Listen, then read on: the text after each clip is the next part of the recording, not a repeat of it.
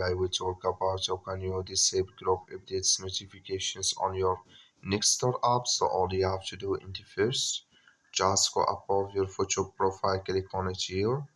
So then it's going to show for you a list like this. Just click on settings here. So then it's going to take you to this list. So just click here on notifications. Then it's going to take you to this list. So just switch into open video here.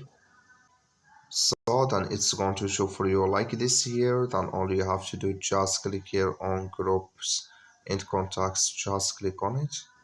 Then it's going to take you to this list until you find here group updates. Can you disable it for email and here for app? Then here for Nextdoor notifications, just click on it.